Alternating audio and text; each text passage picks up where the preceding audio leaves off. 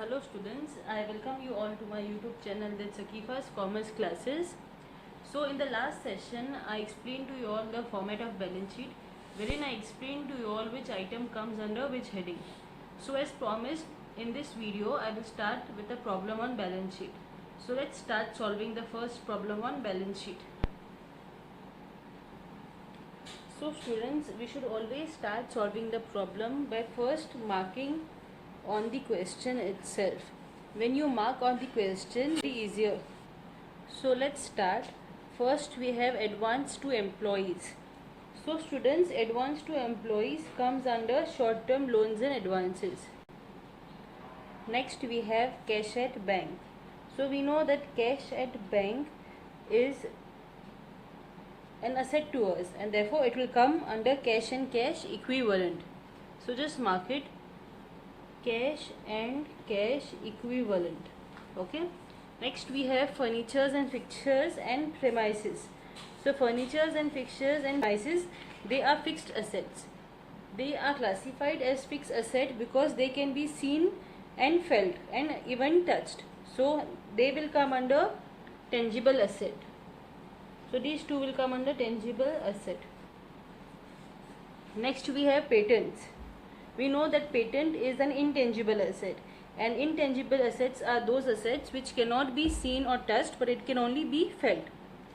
Another examples of intangible assets are goodwills, copyrights, trademarks and so on. So this is our intangible asset. Next we have discount on issue of shares. So discount on issue of shares is other non-current asset. Okay, other non-current asset. Now what do you mean by discount on issue of shares? The discount on issue of shares, they should be charged to the profit over the period, because until the discount is completely written off, it still exists in the books of accounts, and since all the losses have debit balance, it is shown under the asset side of the balance sheet. Alright. So next we have trade receivables. It will directly come under trade receivables. Next we have advance tax. So where will advance tax come? So we have to remember that advance tax is other current asset. Other current asset. Now why is it classified as other current asset? So provision for income tax is shown on the liability side of the balance sheet. Okay, and the amount that is paid as advance tax and TDS, they have to be shown on the asset side of the balance sheet. So it is a tax that you have already paid in advance, therefore it is your other current asset. Okay. Next we have 8% government bonds. So 8% government bonds, it is your investment. So this will come under investment. You are investing into the bonds of the government. So therefore here it will come under current investment. Alright. Next we have stock in trade. So stock comes under inventory. So we have finished the debit side. Let's move on to the credit side now. So on the credit side, first we have is equity share capital. So we need to see if we have preference share capital under sum or no. So we do not have preference share capital, so only equity share capital. So that comes under share capital. Alright. The next we have capital reserve. So capital reserve comes under reserves and surplus. So first let's study about what you mean by capital reserve. So capital reserve is a reserve that is created from the capital profits which are earned through the sale of capital assets. Now what are capital assets? What are profits that are earned through capital assets? It could be sale of fixed assets, or maybe profits on selling shares and so on. So one of the important property of capital reserve is that they are permanently invested and they cannot be used for any other purpose apart from which it is created for. So a capital reserve is an account on the balance sheet to prepare the company for any unforeseen changes or unforeseen events. Like for example, it could be inflation or instability, or maybe for growth and expansion and so on. So capital reserve. Okay. Next we have, if you see down, then here we have profit and loss account. Okay. So when I explained the format, I had told you all that it depends upon where the profit and loss account appears in the balance sheet. If it comes on the debit side, what you need to do, and if it comes on the credit side, then what you need to do. First of all, students, whenever we make a profit and loss account, the left hand side of the account is termed as the debit side and the right hand side is termed as the credit side, right? So the credit balance of the profit and loss account shows net profit, and therefore it will be added to the capital in the balance sheet. Therefore, as we know that profit and loss account is a nominal account, and what does the rule of nominal account says? It says debit all expenses and losses and credit all incomes and gains. Therefore, the credit balance means the credit side is higher than the debit side. Therefore, it is a net profit.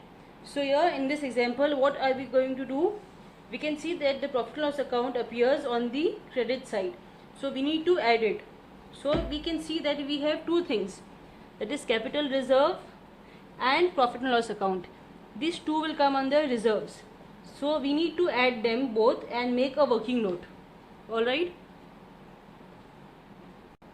So the next that we have is provision for employee welfare fund. So I explained that whenever a fund or a provision is created for the employees, it is definitely for a long term, and therefore this will come under long term provisions. So long term provision. Before that, I forgot to explain loan from SBI.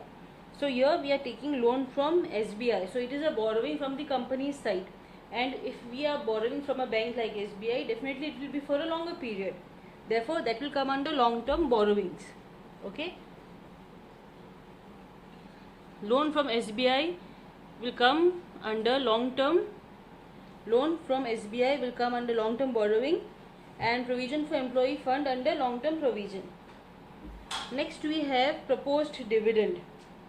So proposed dividend will come on the liability side under the heading other current liabilities. So next we have proposed dividend. So where will proposed dividend come? The proposed dividend will come on the liability side under the heading short term provision. So let's know why proposed dividend will come under short term provision. So provision, it is defined as the amount which is set aside to meet any future liability as and when they occur. So short term provisions are those against which the liability is going to arise maybe in the next 12 months.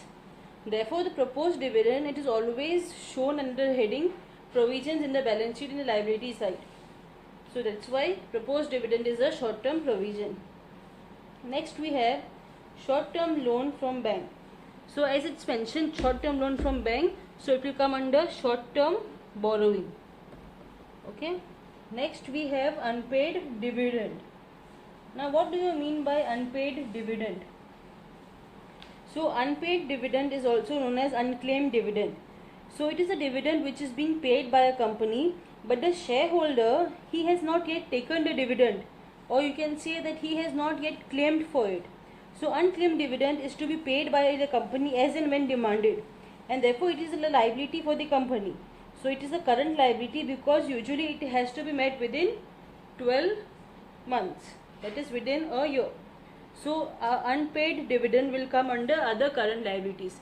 Why other current liabilities? Because it is met within a year. So we have this other current liability. Next we have bills payable and trade creditors and sundry creditors. Next we have bills payable and sundry creditors. So this comes under trade payable. So both bills payable and sundry creditor, they come under the heading trade payable. So students, as you all can see that this is the way you all are supposed to first mark on the question itself, so that when you all draw the format, it becomes easier for you all to just pick up the item and place it in the balance sheet. So students, here as you all can see that I have already made a balance sheet, and on the basis of the marking that we did, I put the amounts into the respective column. Okay. So now yes, you all can see that there are note numbers 1, 2 and 3. So why did I make this note numbers? First we can see that it is for reserves and surplus. So we have two items under reserves and surplus, that is capital reserve and profit and loss account. Therefore we need to add these two and total it. So this is our working note number 1. Next we have trade payables, wherein we had to add sundry creditors and bills payable. And third was tangible fixed assets, that is premises and furnitures. So whenever you have to add more than one item, then it is compulsory for you to make working note.